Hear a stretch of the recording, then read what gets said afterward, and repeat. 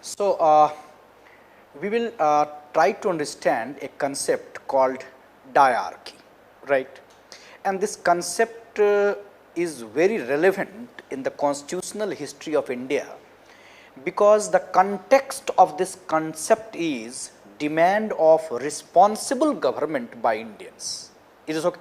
So, when you talk about this concept called diarchy in the constitutional history of India, we must try to consider this term of diarchy in the context of, in the, you can say, the background of responsible, demand of responsible government, right, by Indians. As you all know that this diarchy demand, or this, you can say, this diarchy concept came into existence, right, under 1919 Act. First time this concept was introduced, diarchy, right, and it was introduced in the provinces. There was a reaction, and after this reaction in 1935 Act, it was abolished in the provincial level and it was introduced at the central level. Is it okay?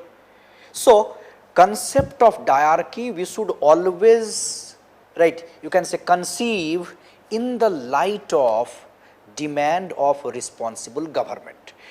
We should think that whether this concept is consistent with this responsible government or it is not consistent with this concept of responsible government. Are you getting it? Done?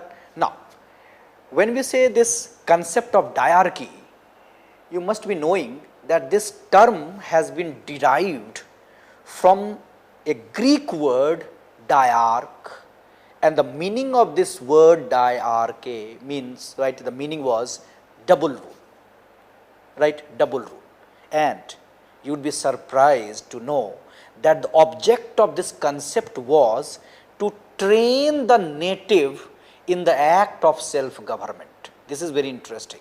The object of this term was to train the native in the act of self-government. They wanted to train them, therefore, they wanted to introduce it at central level.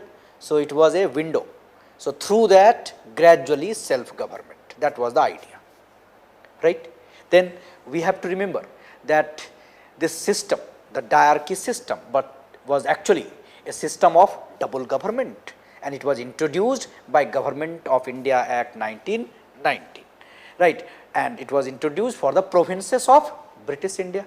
So, 1919 Act introduced the system of diarchy in the provinces, right. It was a division of the executive branch of each provincial government into authoritarian and popularly responsible section. They divided it, right. Idea behind this was government of Indian provinces was to be on a dual basis. There was a reserved area, there was a transferred area. A reserved area of finance, police, justice remained under the control of the governor, and a transferred area such as local government, education and health, right, was under the control of Indian ministers chosen from the elected member of a legislative council, right. So, idea was to divide the provincial subject into two, reserved and transferred, right. But, right, this idea failed, right. Why this idea failed? This division failed.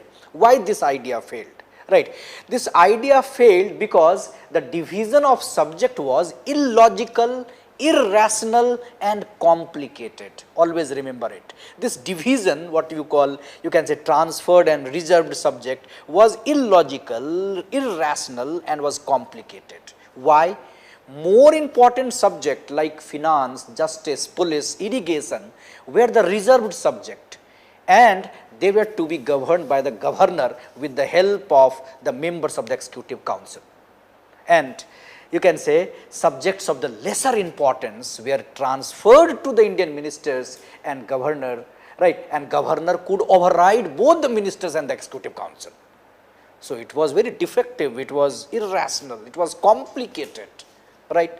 And the main defect of this concept of diarchy introduced in 1919 Act was control of the purse, financial power. And in the absence of the power of the purse, the ministers could not effectively implement their policy. No finance, even if you are an educational minister, you are helpless, right? So, control of the purse was the biggest problem of this concept of diarchy, right? So, right, it did not fulfill the demand for responsible government. Always remember it. Diarchy introduced in 1919 Act did not fulfill the demand for responsible government, and the Congress and the Indian opinion that time remained unreconciled, right? So, they were not satisfied. And what was the reaction of this, right, dissatisfaction? Reaction was, right, non-cooperation movement started by Indian National Congress, right? So, Gandhiji. So, because of this wrong, what they called Swaraj wrong, non-cooperation movement started, and after non-cooperation movement also Swarajists tried to create pressure, right, and they wanted review of this provision called diarchy. So, diarchy was the biggest, you can say, the issue in the 1919 Act, popularly called Montfort-Chelmsford reform or Montfort report, right. So, non-cooperation movement launched. Then after non-cooperation movement, even Swarajist leaders, they criticized this provision and they wanted review of, right, you can say, this provision, at least in provinces, right. And then you know that in 1935 Act, finally, right, this Act abolished diarchy at the provincial level and it was introduced at the center. Always remember it, 1935 Act abolished diarchy in the provincial level. So, therefore, it led to what? Provincial autonomy.